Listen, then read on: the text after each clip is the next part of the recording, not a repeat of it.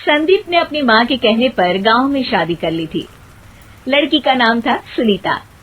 माँ का कहना था एकदम मॉडर्न बहू नहीं होनी चाहिए, लेकिन उन्हें नहीं पता था कि गांव से आने वाली बहू सुंदर सुशील तो होगी और उसको गांव से बाहर भी निकाल लाएंगे, लेकिन उसके अंदर का गांव कैसे बाहर निकलेगा।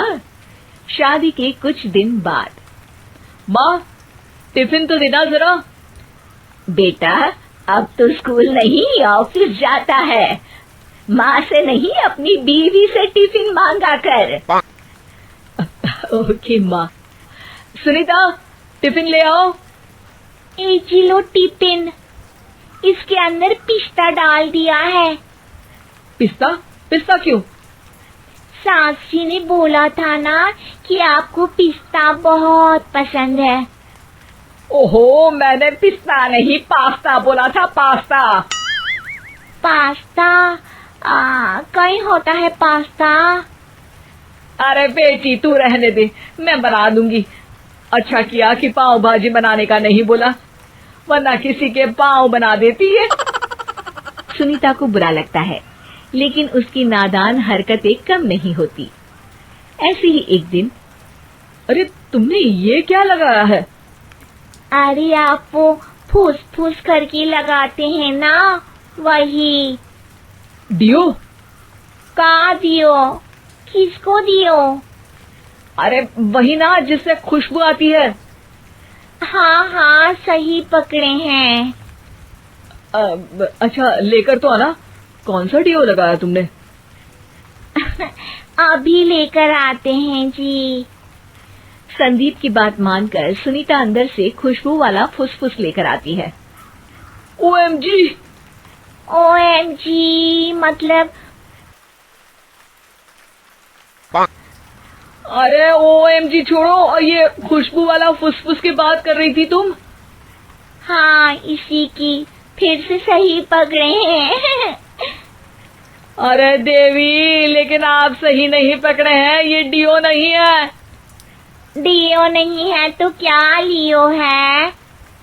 अरे ये रूम फ्रेशनर है, जिसको कमरे में छिड़कते हैं, खुद पर नहीं।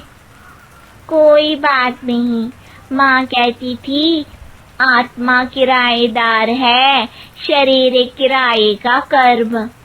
हम शरीर पे ये डाल लिए तो क्या फर्क पड़ जाएगा। अरे बहू, ओ बहू, मेरे लिए फल तो ले आ, फिर मैं बाजार जाऊंगी। सुनीता अपनी सास के लिए फल लेकर आती है। अरे बेटा, पपीता, तरबूज और सेब फल ऐसे कैसे खा लूं? काट कर तो ले आ। माँ जी, मेरे गांव में तो खेत से उठा के सीधा खा लेते हैं। अरे ये तेरा गांव नहीं है ना। अरे संदीप, तू ही कुछ समझा देना इसको बेटा। मैं कैसे समझाऊं माँ, ये तो माइक्रोवेव को भी भट्टी बोलती है। कल मैंने बोला हाय कैसी हो, तो बोलती है किसी को हाय नहीं लगानी चाहिए।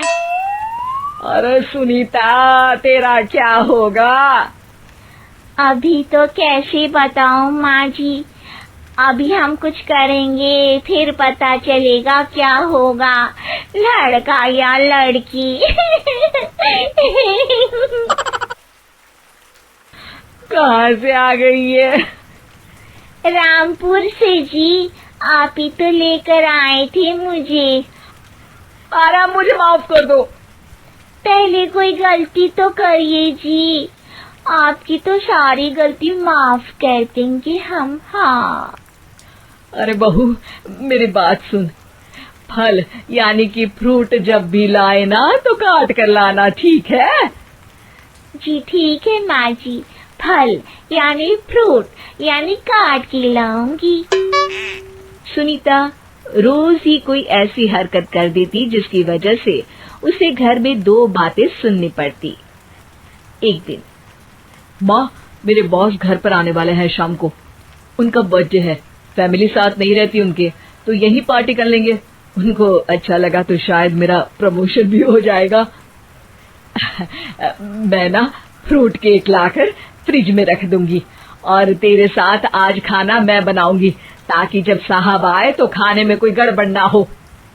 शाम को जब सारी तैयारियां हो जाती है, संदीप के साथ बड़े साहब भी घर आते हैं। फ्रूट केक तो ले आना बहू, फिर खाना खाएंगे। अरे इस सब की क्या जरूरत थी, आपने बुलाया वही काफी है। सर, आपका परिवार शहर में नहीं है, तो हम ही आपके परिवार जैसे हैं सर। इतने में ही सुनीता फ्रूट केक लेकर आती है और बड़े साहब की टेबल पर रख देती है, और जैसे ही केक के ऊपर का बॉक्स हटाती है, ओह, ये क्या है? केक तो कटा हुआ है, मैं तो ऐसा नहीं लाई थी। आप मुझे शाबाशी दे सकती है माँ जी, मैंने ही केक काट दिया। आपने कहा था ना, फल यानी फ्रूट यानी हमेशा काट के लाना, तो फ्रूट केक भी तो फ्रूट ही है ना, तो मैंने पहले ही काट लिया। होना मैं समझदार। अरे बहू, ये क्या किया? केक हमेशा वही काटता है जिसका जन्मदिन होता है। तुझे एक बात भी समझ नहीं आती, एक नंबर की बेवकूफ है। पूरा माहौल बिगड़ चुका था। संदीप को लगने लगा था कि साहब उसे प्रमोशन तो दूर की बात है, कहीं डिमोशन ना दे दे, लेकिन साहब बीच में ही बोल पड़ते हैं। अरे कोई बात नहीं, ये इनकी बेवकूफी नहीं है, इनका भोलापन है। बेटा, आप कहाँ से हो? रामपुर गांव से। अरे वाह, गांव से? फिर तो आपके गांव में ताजे फल और सब्जियां मिलते होंगे। हाँ, सही पकड़े हैं। हम तो काटते भी नहीं, सीधा खा लेते हैं। मैं ना एक बार तुम्हारे गांव घूमने जरूर चलूंगा। क्यों संदीप, ले चलोगे ना? मुझे गांव घूमना बहुत पसंद है। बस फिर क्या था, संदीप और सास दोनों खुश हो गए, क्योंकि साहब को सुनीता ने गांव की बात करके खुश कर दिया था। अब संदीप का प्रमोशन पक्का था। शिक्षा, कभी भी किसी भी गलती पर घबराना नहीं चाहिए। हो सकता है कि उस गलती की वजह से आगे बड़ा फायदा हो जाए।